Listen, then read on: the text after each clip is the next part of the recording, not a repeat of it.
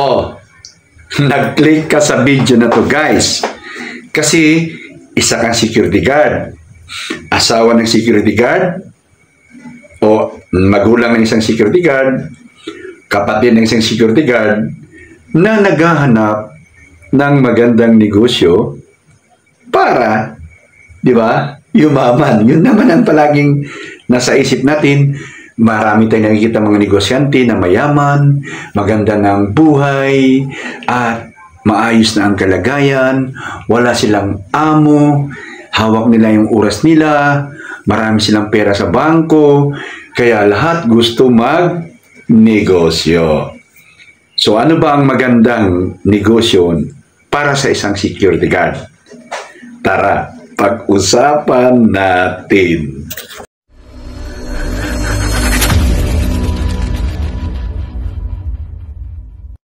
Alright guys, welcome sa Redals TV. 14 years more or less bilang security officer, security guard. Okay guys? So, baka magtaka kayo guys na parang ban senior yung nasa harapan nyo, hindi security guard, no? Mahaba buhok, tapos nakasando, may mga earring sa tenga, hindi mukhang security guard, hindi mukhang security officer, no? So nagtataka kayo. Kasi guys, ako po ay isa ng retired na po ako. Hindi na po ako active at nag-retired ako ng early 40s ko sa aking pagka-security guard kasi nagbunga ang aking mga ginagawa ng tulad ng topic natin ngayon, ano? So, ako ay hindi na ako active guys, kaya baka magtaka kayo ha, baka marami kasing nagko-comment sa akin, ano, security officer ka, security guard? Eh mukha ka namang ingot. Oh, ginaganon ako, binabasa ako ganon. So pinapalagi kong ini-intro ko palagi na hindi na ako active, kaya baka magtaka kayo. So marami akong ginagawang mga video guys, ng tungkol sa security guard kasi nga sa aking karanasan bilang officer at security guard, ini-impart ko, sinishare ko para magbigyan ng gabay yung ibang mga baguhan, mga bata, kahit mga luma, baka naliligaw pa ng landas. Pumunta kayo sa channel ko guys, ayan, channel ko. Pindutin nyo yung playlist dyan, ayan. Pag napindot nyo yan guys, yan ang lalabas. Ayan, Security Guard Matters. Puntahan nyo yan. Marami tayong video dyan, guys, no? So, ngayon, kung nagdududa kayo, hindi ako maniwala sa'yo. Marami tayong video dyan, guys. Magbibigay sa inyo ng lead, hint, kung sino itong mukha na to. Kasi baka nakikinig kayo sa taong maling tao, no?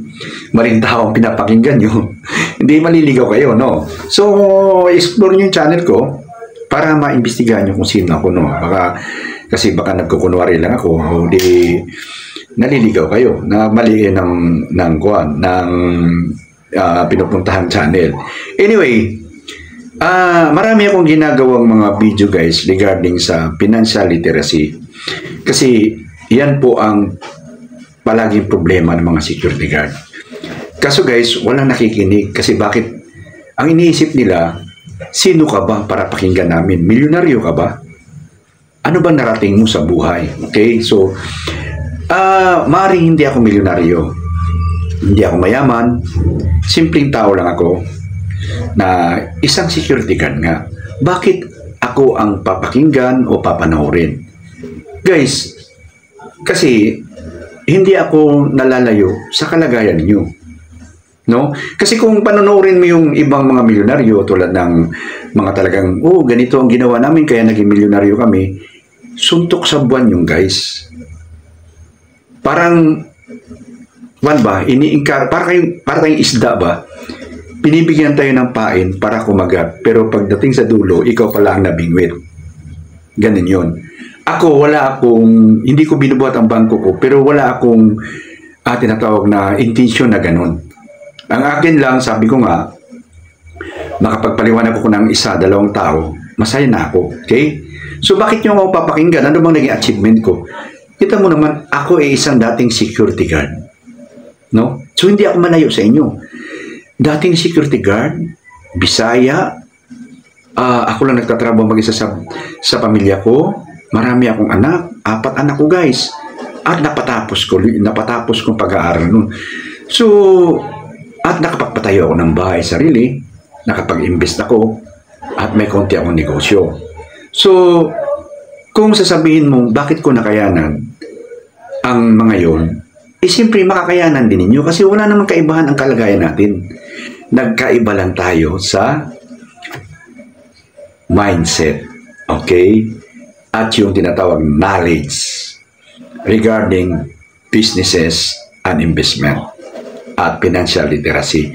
Doon ako nagkaiba, doon ako nakalamang sa iba kong mga kasama sa trabaho at kasabayan ko. Kaya yung iba hanggang ngayon nag-duty pa, wala namang masama doon. Mag-duty pa rin, mag-duty hanggat gusto nyo, walang magpipigil sa inyo. So, kaya nagsishare ako para at least kahit papaano makapagpaliwanag ako ng kahit ilang tao. Wala naman nanonood sa mga video ko, pero gusto ko lang na masaya na ako na may isa, dalawang tao na naliwanagan. Tulad ng pag-uusapan natin ngayon. So nagulat ako guys, may nag-PM sa akin. Hindi ko akalain na, masaya ako, nag-PM siya.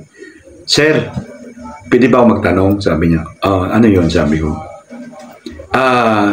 Isa akong security guard, sir. Gusto ko sanang magnegosyo kasi ayaw ko pong habang buhay ay security guard ako. Sabi niya. Kasi mahirap pag nangamuhan tayo. Sabi niya. So, ay ganun, sinagot ko, ay ganun, magandang mindset yan, sabi ko. Ano bang magandang negosyo siya napapasukan ko? So, nag-conversation kami, hindi ko mapaliwanag ng tama. Kasi nga, mahirap pag nailigaw ko siya at mapaasa ko siya.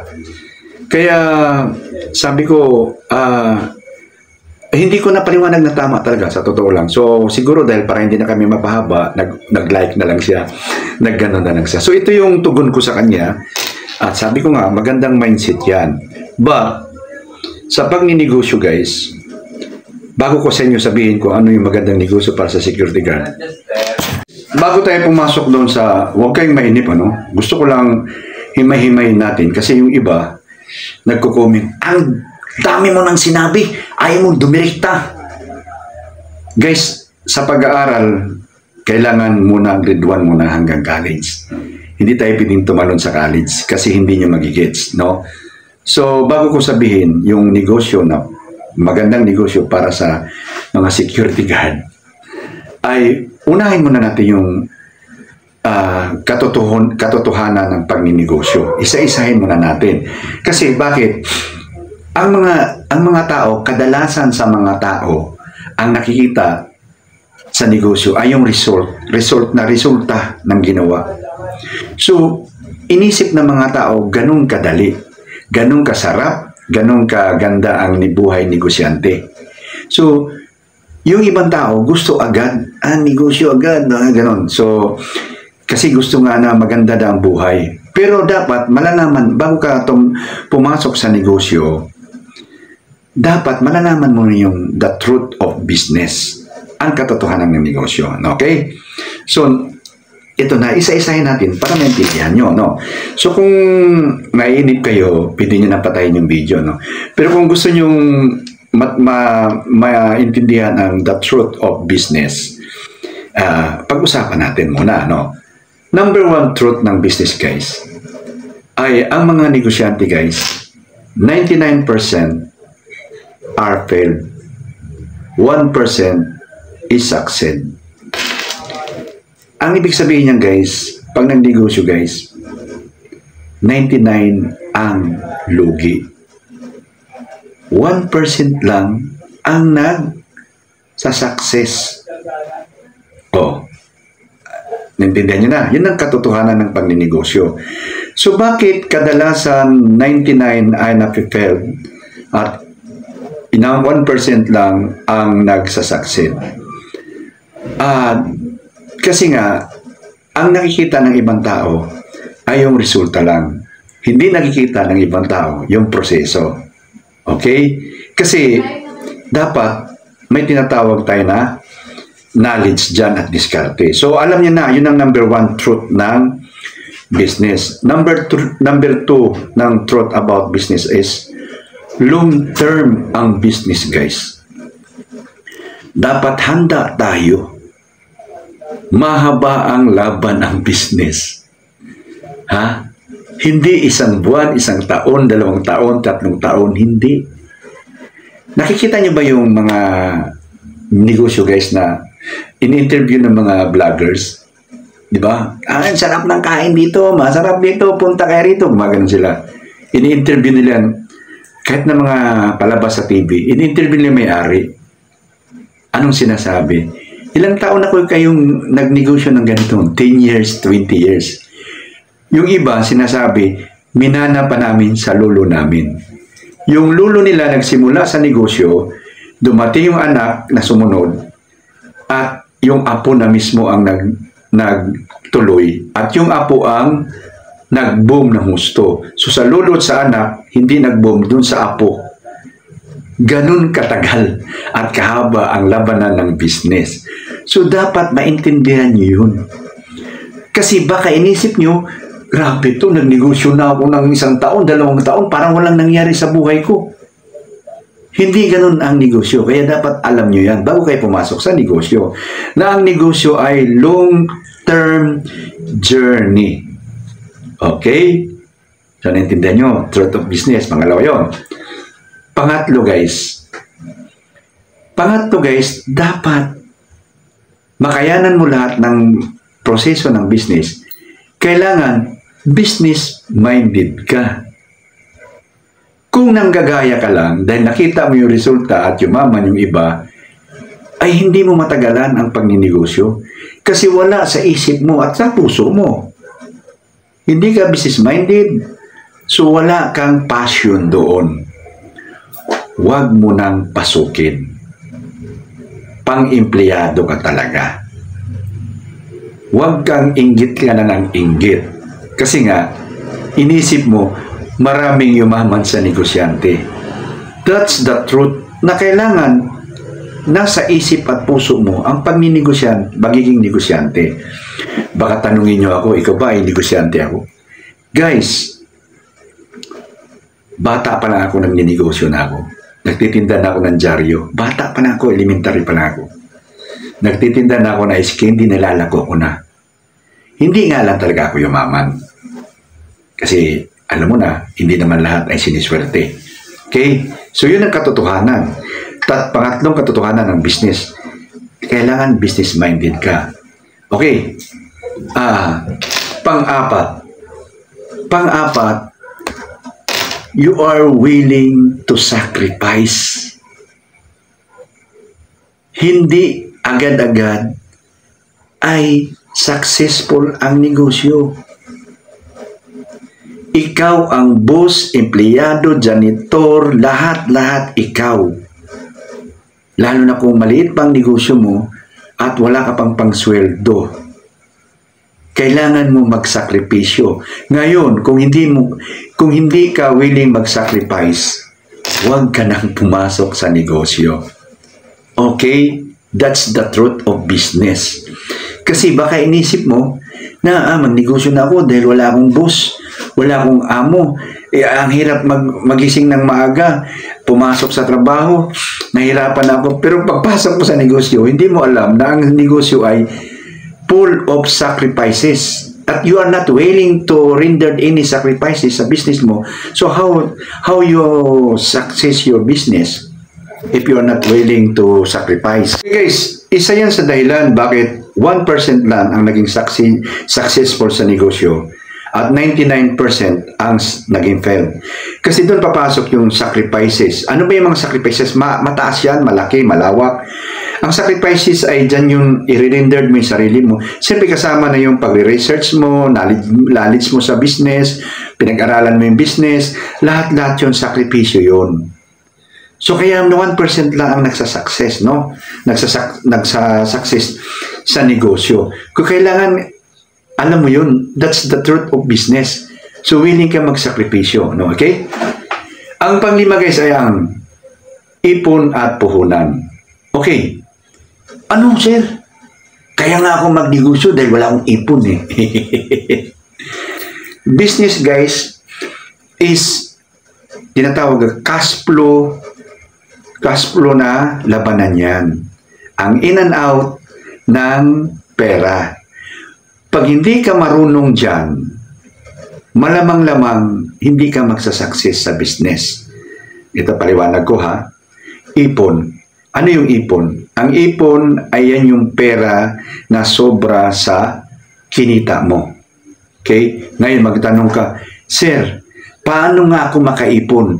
Maliit nga yung kita ko bilang security guard, makakaipon pa ba ako? Ngayon, Sir, sabihin mo sa akin kung paano ako makaipon. Ako ay isang security guard din. Ha? Minimum earner din ako.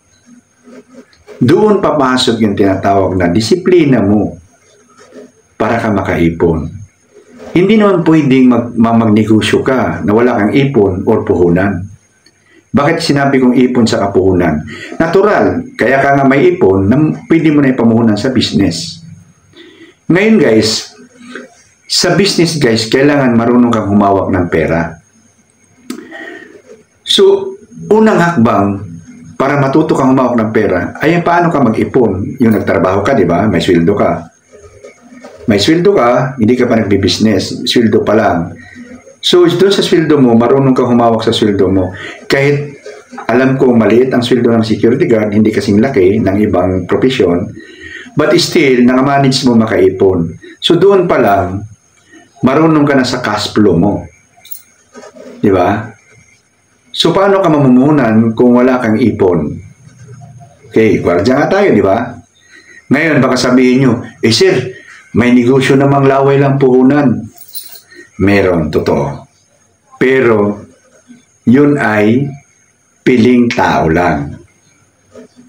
Ang laway ang puhunan tulad ng agent, no? May bintang lupa, nag-ahinti ka, laway lang puhunan mo. But, hindi yan sustainable na negosyo. Tulad ng kasapit bahay mo, may binibenta siyang sasakyan, nag-agent ka, laway lang puhunan mo doon, negosyo pa naman din yun. But still, hindi yung sustainable. Hindi palaging meron yun. Hindi to sustainable na hanggang dulo ay magiging ganun yan. At saka, yun na nga, most of the time, ang mga negosyo ay may puhunan. So, huwag kang magpilosopo na walang puhunan ang negosyo. Ngayon, kung may negosyo na walang puhunan, sabihin mo sa akin, i-chat mo sa akin na wala pa ng puhunan. Okay? So, ang number 6 na pinakalas natin, the truth of business is, you enter the business world from employee. The true, ang pang-anim ay ang tinatawag ng backup. Ano ba yung backup? Kaya paliwanag ko sa inyo. Yung ibang mga negosyante, malakas ang loob nilang pumasok sa mga negosyo kasi may backup sila. Ano yung backup? Alam mo guys, kunwari may 100,000 ka ngayon.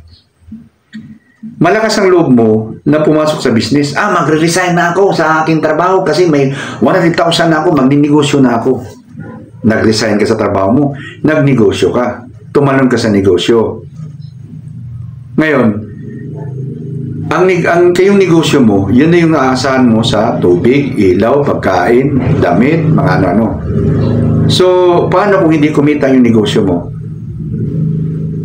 Paano na yung daily needs mo? Kaya bang i-sustain? Magsisimula pa nga lang to eh. Inasahan mo na agad sa iyong daily needs mo. So, anong backup mo supposed to be dapat? Kung magninegosyo ka, kung may puhunan ka 100,000. Ha? Ay, yung trabaho mo. Yun yung tinatawag na, guys, yun yung tinatawag na bread and butter mo sa pang-araw-araw nyo, yung trabaho mo. Bago ka pumasok sa business, kailangan may backup. Kaya yung ibang mga negosyante, malakas ang loob na, mag-resign na ako sa trabaho ko kasi may pamilya silang, may talagang naka-establish, kaya silang i-sustain, kaya silang suportahan kung walang-wala na sila. Ito kagaya ko, Bisaya ako, dayo ako sa Maynila, kung nangupahan pa ako.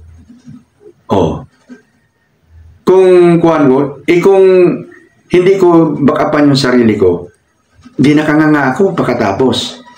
Tulad ako, bago ako nagbitiw guys, ang pagninegosyo, kailangan magsimula ka sa start small. makunti-kunting negosyo, hahanapin mo muna yung rhyme. Yung rhyme ng negosyo. Hahanapin mo muna yun. Kasi nga, hindi ba, yun ang tono ba ng negosyo, kumbaga sa gitara. So ako, ginawa ko lahat yan. Nagnegosyo, hindi lang isang negosyo ang pinasok ko, marami. No? So, nung mag-retire na ako sa aking trabaho, siyempre una-una, nangangamba pa ako. Ngamba ako. But lumakas ang loob ko. Bakit? May backup na ako eh. Yung investment ko, kumikita na. At siyempre may kon ako, may konting business ako. Konti lang, hindi naman malaki. Maliit na business lang. So, magkalugi-lugi yung business na ginawa ko. So, ganito yan guys, sa backup, no? So, nung nag-retire ako, sinituate ko na kaya akong suportahan ng investment ko. May backup na ako sa investment. So, una-una, dalawa na lang kaming mag-asawa. No? Maliit lang naman kain namin. Tubig, ilaw. Tapos, yung mga anak ko, hindi ko nasako. Kasi may sarili na silang buhay. At hindi na rin ako nangungupahan ng bahay. So, malakas na ang loob kong mag-retire sa trabaho at tumalon sa business. No? Pero, bago ko ginawa yun, nagnegosyo ako, hindi ko binitawan yung trabaho ko. Kasi yun ang backup ko. Hindi ka pwedeng walang backup. Huwag mong gayahin yung ibang mga mayayaman na basta na lang tumalon sa negosyo na binitawan nila yung kwan. Hindi nakikita ng mga tao yun, especially natin mga maliliit na tao, na ang pamilya nila ay established. May pera talaga. May kaya. Anytime, pwede silang suportahan ng kanilang pamilya, magkanda gutom-gutom. Eh kung gayahin mo sila, ikaw, gwardiya ka nga eh, ikaw nga lang ang nagtatrabaho sa pamilya mo, tulad ko eh. Binitawan mo yung trabaho mo, tumalbog ka agad sa negosyo. So anong magiging forma mo pagka walang nangyari sa negosyo mo? Nga. That's the truth of business, guys, no? So I hope na naintindihan na natin the truth of business. So bago tayo tumalon. So ngayon, dito na tayo sa sinasabing anong maganda sa mga anong magandang negosyo para sa mga security guard. Alam mo guys, ang negosyo ay lahat maganda. Lahat pwedeng pasukin. But, ikaw, sabi ko nga, di ba nung una, business-minded ka. Una-una mong hanapin ay ang problema sa paligid mo. At yung opportunity, marunong kang mag-grab. O unahin natin yung opportunity. Ito, ganito nangapahan ka ng bahay at sinabi ng landlady mo, yung bahay na inupahan mo, pwede ko bang isangla sa'yo yan? Para kasi kailangan ko ng pera. At hindi ka munang mangupahan dyan hanggat hindi ko na tutubos. Ano guys, pumasok yung opportunity mo na hindi ka na pangupahan ng bahay sa inupahan ng bahay. But hindi mo mag-grab kasi bakit wala kang perang kuwan doon, pang huli doon sa opportunity. So yun ang sinasabi ko na marunong kang lumok ng opportunity at problems. So isa-sample ko lang sa inyo, may isa kaming lady guard, no, doon sa building namin sa Binanggijutihan. Ang problema ng kadalasan ng mga gwardiya doon ay paano kami makabili ng tinatawag na pangmasa na pagkain kasi ang mahal sa building. So may problema ang na-build up. Sinolusyonan ng isang lady guard. Nagluto siya at binenta niya sa amin, mga gwardiya doon. So nakita niyo yung problema, sinolusyonan niya. So nandun na yung business. No? Ngayon, yung opportunity, dahil lady guard siya doon, napayagan siyang magbenta. O, di ba? So, yun ang magandang business na napasok niya. But hindi niya na-sustain yun. Doon papasok yung sacrifice nga. So, anong magandang business para sa mga security guard? Find problems and then grab opportunity. Wala pong negosyong specific para sa mga gwardiya na pasukin nyo na ito ang maganda para sa gwardiya. No, walang negosyo na specific para sa mga security guard. You must find problem in your then grab the opportunity. Okay. Sir, paano ako magnegosyo? Nag-duty nga ako. Papasok ngayon yung backup. Sino ba backup mo sa magiging negosyo? Yung asawa mo. Ako guys, ang asawa ko hindi business-minded. Hindi din siya marunong humawak ng pera. Palagi ko siyang tinitraining, pinupush na magnegosyo, binibingan ko siya ng tindahan, pinupuhunan ko siya, lugi dito, lugi doon. Hindi ako nagsawa. Kasi bakit? Wala naman akong magawa sa sarili ko dahil nag-duty nga ako. Okay? So, sinabi ko nung una, di ba, marami akong pinasok na negosyo. Unang negosyo yung pinasok, guys, opportunity ganito ha. Yung isang janitress, nagre-reklamo dahil pinapabili daw siya ng saging ng mga empleyado malayo doon sa aming pinagdudutihan. Naglitanya siya sa akin. Nakita ko yung problema niya. Since ako ang gwardiya doon, nasa akin ang opportunity. So, anong sinabi ko sa janitress? Gusto mo, ako na lang magdala ng saging. Tubuan natin ng 4 piso sa'yo, 3 sa akin. O din, guminhawa siya. May piso na siya. Hindi na siya alalayo ng malayo. At wala siyang gagawin, kundi i-distribute na lang yung saging na wala siyang puhunang gagawin. Sa akin. Okay? So ngayon, isang araw, 20 pirasong saging lang naman ang uubos. So may 20 pesos siya. Ako, may 60 pesos. So yung 60 pesos ko, hindi ko ginagasto yun, iniipon ko. Yun yung tinatawag na look problem and grab the opportunity. Kung gusto mo magkanegosyo kung ikaw gwardiya. Pangalawang sitwasyon na gusto kong sa inyo i-share. Doon din sa pinagdudutihan namin, nagrereklamo yung mga kliyente namin dahil ang layo daw ng binibila ng ballpen. Government kasi yun. So, bawal kami mga gwardiya na magbenta ng ballpen. Pero ginawa ko, sumugal ako. So, pagkasugal ko, nahuli ako ng aking superior officer. Head guard namin. Danari ako noon eh. Pinagalitan niya ako, pinagsabihin, ano ang problem? Ano lang? Kinausap ko siya, sir, ganito yan ha. Isang box ng ballpen, sir, tutubo tayo ng 60 pesos. Sa isang araw, sir, nakakaubos tayo yung pinakamahina, yung 3. Sabi ko. So, sa 3 box, sir, ang tubo natin, 180. Sa iyo yung 80, sa akin yung 100. Wala kang gagawin, tatanggap ka na lang. Ako nang balang dumiskarte. Lumimanag yung mata niya. Gumanon. Sabay-sabi, mag-ingat ka na lang. What I mean is, I solve the problem of the client, then I grab the opportunity. Okay guys, maliwanag na siguro sa inyo ang pinag-uusapan natin. Na walang specific na negosyo na pasukin ng isang security guard para makaalis sa pagsigugwardya. No. Humanap ka lang ng problema o kung may opportunity na nasa iyo, i-grab mo. At kung papasok ka sa negosyo, guys, ang negosyo, di ba, 99% failed, 1% ang successful lang. So, start small. Start small. For example, may ipon kang 2,000. Mag-usap na lang tayo sa maliit na halaga. Yung 1,000, emergency fund. Yung 1,000, pang negosyo. Magkano ang ininegosyo mo doon sa 1,000? Supposed to be dapat. Ang inegosyo mo doon ay 300. Nag-usap lang tayo sa maliit na halaga. Start small. 300. Bakit 300? Ilan ang 300 sa 1,000? 3, di ba? So, kahit 3 beses ka ma-fail, ay doon sa failure na nangyari sa iyo, start small ka, di ba?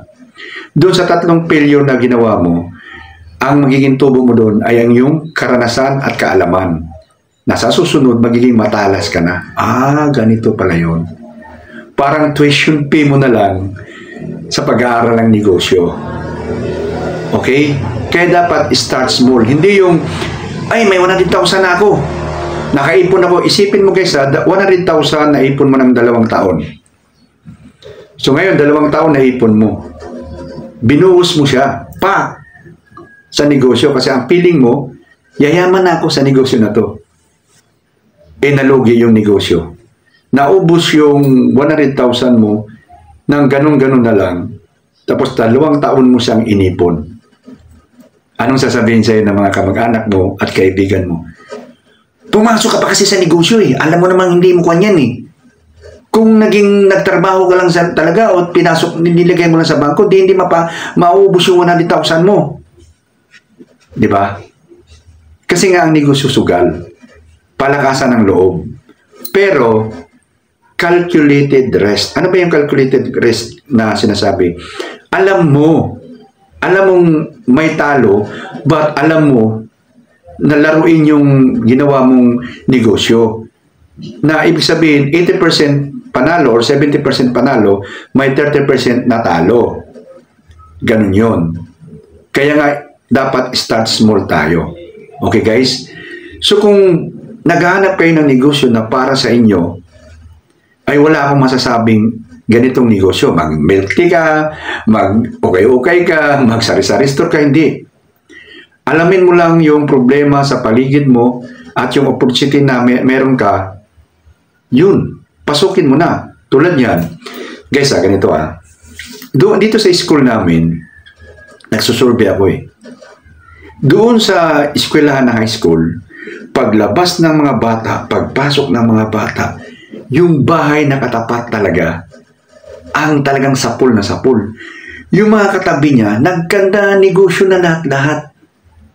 Nagkanda negosyo na. Pero yung nasa tapat ng gate ng tindahan, ng eskwelahan, hindi talaga nagtinda. Di ko alam kung anong meron. Hindi niya nakikita yung opportunity niya. O hindi talaga business-minded. Inggit na inggit ako at kinausap ko pa yung mga isa sa mga tao doon. Ay talagang matigas sila. Hindi. Magulo lang yan. Gumanon lang. Okay? So ikaw, kung gusto mo magnegosyo, start small, look for the opportunity, and look for the problem. Yun na yung negosyong gusto mo. At huwag ka muna mag-resign. Kailangan mo muna ng backup. Huwag mo kong gayahin na nag-resign. Bago ako nag-resign, nagkaroon muna ako ng backup. Sinasabi ko na yan. So, huwag tayong gumaya sa mga mayayamang tao na hindi na kailangan ng backup kasi nga, yung pamilya nila, established na yun. Diba? Established na yun. Malugi man sila, may babalikan sila tayo. Tulad ako, ngayon ba ako, pag nag-apply ako ng security guard, makakabalik pa ba ako ng security guard? Hindi na. Overage na ibabato nila sa akin. Kahit sabihin ko katakot-takot na experiences ang ibigay ko gano'n, ay hindi na. Maliban lang kung magbabakit ako, may may-ari ng agency, ibalik ako sa pagtrabaho. Pero hindi na rin ako magtatrabaho. Bakit ako mag-duty ulit? Ayaw ko na may-stress. Masaya na ako sa aking na-achieve ngayon. Although hindi mayaman guys bakit ako nagsishare ng ganito? Kasi ako yung malapit sa katotohanan. Hindi yung tulad ng iba na nagsishare na, dati akong gwardiya, mayroon akong sports car, at mayroon akong condominium units, mayroon akong... Guys, pain yun para pumasok kayo dun. Kumbaga, pinainan kayo para pagkagat nyo, kayo ang mabibingwit. Ako hindi ako nang bibingwit. Sinasabi ko lang yung katotohanan. Para bago kayo pumasok sa negosyo, yung sabi nga ng kausap ko, sir, anong dapat kong pasuking negosyo kasi ayaw ko magiging security guard buong buhay ko. Sabi ko magandang mindset yan, but you must know the true process of business para mag-success ka. Ngayon, siguro naman, malinaw na sa inyong mga kaisipan at kung malinaw, mabigyan nyo ng like. Ngayon, kung naguluhan kayo, paputol-putol tayo kasi nasa tindahan ako, dislike the video. At kung hindi pa kayo subscriber guys, I hope na ma-subscribe nyo. At notification bell, wag nyo kalimutan. At yung mga ads natin, panurin naman ninyo. Bilang reward. Sunod na video guys, kita-kita tayo. Bye-bye!